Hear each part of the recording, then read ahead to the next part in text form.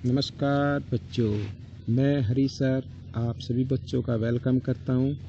चलो कदम बढ़ाएं चैनल पर आप सभी का स्वागत है। तो बच्चों, आज हम सीखेंगे नंबर सिस्टम। जैसा कि मैंने पहले ही लिख दिया क्वेश्चन 1 में कि express in the form p by Q. हमारे पास एक नंबर लिखा हुआ है 0.1, इसको p बाई क्यू की फॉर्म में हमें लिखना है। तो बच्चों, हम इसको किस प्रकार लिखेंगे? देखो, जब मैंने बच्चों से पूछा तो उन्होंने ये क्वेश्चन कुछ इस प्रकार कर दिया। मैं इधर साइड में करके दिखाता हूँ कि उन्होंने 1 डिवाइड और बाई 10 इस प्रकार उन्होंने कर दिया। तो बच्चों, ये फॉर्म p बाई क्यू की फॉर्म नहीं है, इसको हम इस प्रकार नहीं लिखेंगे। क्यों नहीं लिखेंगे? ये गलत है, मैं आपको समझाता हूँ क्यों गलत है। देखिए बच्चों, यहाँ पर पॉइंट के बाद 1 है और 1 के ऊपर ये बार का साइन लगा हुआ है। तो इसका मतलब बच्चों कि कोई नंबर है जिसको हम डिवाइड करते तो उसके 1 1 1 बार बार रिपीट हो रहा है। तो ऐसे नंबर जिसके ऊपर बार का साइन होता है तो उसको हम किस तरीके से p बाई क्यू की फॉर्म में लिखेंगे, आइए हम देखते हैं। तो सबसे पहले बच्चों, हम इसको लेट कर लेते हैं। लेट x इक्वल 0.1 और 0.111 इस प्रकार हम लिख लेते हैं। कितने भी वंस आप लिखें तो उस पर कोई फ़र्क नहीं पड़ता है। ठीक है बच्चों, तो अब हम यहाँ पर ध्यान से देखें कि 0 पॉइंट के बाद 1 डिजिट ऐसा जो बार बार रिपीट हो रहा है। अगर पॉइंट के बाद 1 डिजिट हो जो बार बार रिपीट हो तो हम उसको 10th प्लेस पर मानते हैं। तो हम क्या करेंगे, दोनों साइड को, बोथ साइड 10 से मल्टीप्लाई कर देते हैं। आइए कैसे लिख करते हैं, देखिए। मल्टीप्लाई बोथ साइड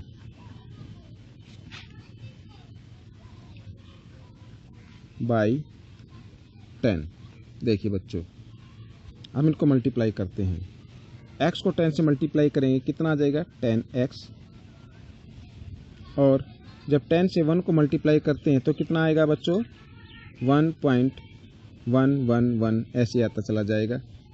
ठीक है बच्चों, इस इक्वेशन को हम मानेंगे सेकंड इक्वेशन।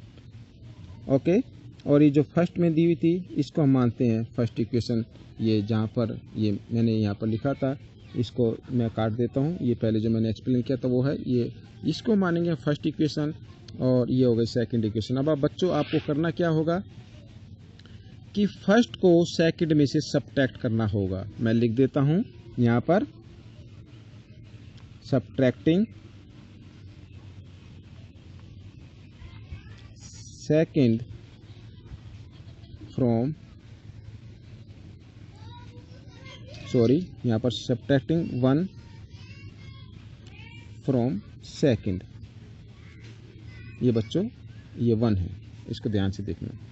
ठीक है, मैं इसको काट के दोबारा लिख देता हूँ, कभी आप कंफ्यूज हो जाए। 1 ऐसे, सबट्रैक्टिंग 1 फ्रॉम सेकंड, यानी 1 को सेकंड में से सबट्रैक्ट करना है। जब 1 को सबट्रैक्ट करना है सेकंड में तो सेकंड इक्वेशन को हम ऊपर लिखेंगे 10x इक्वल 1.111। ठीक है बच्चों, और फर्स्ट इक्वेशन को हम नीचे लिखने वाले x इक्वल जो हमने माना था यहाँ पर, यह देख सकते हैं ये 1 के ऊपर बार का साइन है, इसका मतलब 1 बार बार रिपीट हो रहा है, यानी कि हम 1 की इसकी जगह हम इस नंबर को लिखने वाले हैं। ये देखिए बच्चों 0.111 इस प्रकार। अब बच्चों, पॉइंट के बाद सेम डिजिट हैं, हम इनको क्या कर देते हैं, काट देते हैं और नीचे हम इनको क्या करते हैं, माइनस करते हैं। 10x में से 1x को माइनस कर दीजिए, 9x इक्वल 1। ठीक है बच्चों, अब x की वैल्यू निकालते हैं 1 बाई, इधर ये 1 है, 1 बाई 9।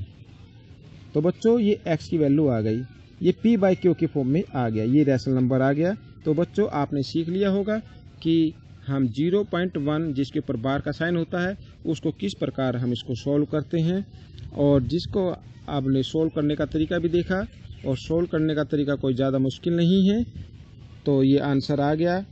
तो x की वैल्यू आ गई 1 बाई 9, यानी ये p बाई क्यू की फॉर्म में आ गया। तो बच्चों, हम अगले क्वेश्चन में हम और एक एग्जाम्पल और ले। देखिए बच्चों, मैंने यहाँ पर क्वेश्चन को लिख दिया है 0.2। तो हम इसको p बाई क्यू की फॉर्म में लिखेंगे, इसको भी p किस फॉर्म में लिखना है होगा, पी बाई क्यू के फॉर्म में हम इसको लिखेंगे। तो कैसे करेंगे, सेम मेथड वही होगा। लेट एक्स मान लेते हैं, लेट एक्स इक्वल 0.2 और 0.222। ठीक है बच्चों, ऐसे मान लेते हैं। इसको हम फर्स्ट इक्वेशन मान लेते हैं, ये पर मैं फर्स्ट लिख देता हूँ फर्स्ट इक्वेशन।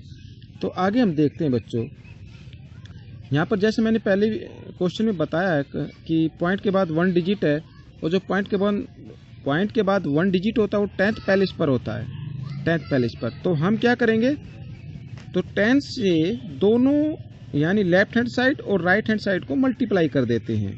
ठीक है, लिख लेता हूं मैं,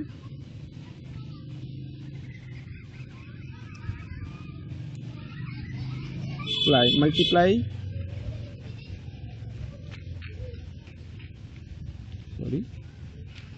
बोथ साइड बाय 10। ठीक है बच्चों, अब 10 से मल्टीप्लाई कर देते, x को जब 10 से मल्टीप्लाई करेंगे तो क्या आएगा, 10x आएगा। और यहाँ पर जब इसको 10 से मल्टीप्लाई करेंगे तो किस पर है, 2.222 ऐसे आएगा। हाँ बच्चों, मैं पहले वीडियो में बताना भूल गया था कि हम इसके 2 कैसे आता। देखो बच्चों, अगर यहाँ पर मैं दिखाता हूँ, अगर मान लीजिए हम पॉइंट, किसी भी पॉइंट को, जैसे ये, इसको अगर हम 10 से मल्टीप्लाई करें, ये देखो बच्चों 10 से मल्टीप्लाई करें तो क्या आएगा, 10 को 4 से मल्टीप्लाई कीजिए, कितना आता है, 40 आता है। अब इसमें कितने डिजिट के बाद पॉइंट है, 1 डिजिट के बाद। तो हम भी क्या कर देंगे, 1 डिजिट के बाद पॉइंट कर देंगे, क्योंकि इसके ऊपर बार का साइन है। तो इसका मतलब क्या, 4 बार रिपीट हो रहा है, तो हम लिख सकते हैं 4.444, यहाँ पर लिखा जा सकता है 4.444 ऐसे। ठीक है बच्चों, आगे मल्टीप्लाई करना है, कैसे करते हैं आइए हम देखते हैं। 10 से मल्टीप्लाई हो गई, ये हो गया क्वेश्चन नंबर 2। आइए हम आगे करते हैं। देखिए फिर वही तरीका, फर्स्ट को सेकंड में से सब्ट्रैक्ट करना। लिख लेता हूं मैं यहाँ पर, सब्ट्रैक्टिंग 1 फ्रॉम सेकंड। ये देखिए बच्चों, मैंने लिख लिया है, ये आपको अब साफ दिखाई दे रहा होगा। देखिए, तो मैं लिख लेता हूँ 10x इक्वल 2.222, और फर्स्ट को हम इसके नीचे लिख लेते हैं x इक्वल 0.222।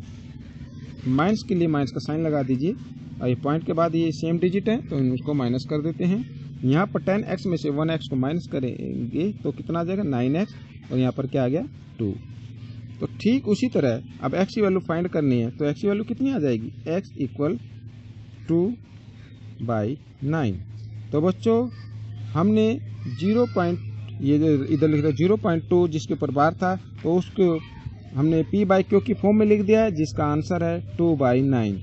तो बच्चों ये क्वेश्चन भी आपकी समझ में आ गया होगा।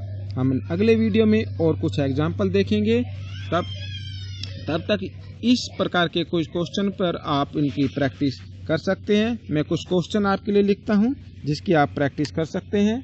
आप प्रैक्टिस कर सकते हैं 0.3, इसके ऊपर बार का निशान लगा देता हूं, 0.5 इसकी आप प्रैक्टिस कर सकते हैं, 0.6 आप इसकी प्रैक्टिस कर सकते हैं। तो जैसे ये क्वेश्चन क्या बिल्कुल सेम ऐसे होने वाले हैं, तो आप इनकी प्रैक्टिस कीजिए बच्चों। मुझे उम्मीद है कि आप बिल्कुल सही तरीके से इसको सोल्व करेंगे। और मेरे प्यारे बच्चों, यदि ये वीडियो आपके पसंद आया तो आप इसे लाइक करना ना भूलें। अपने परिवार में सबको बताएं, अपने यार दोस्त का जो ग्रुप होता है आप उनको भी बताएं और उनको भी सिखाएं।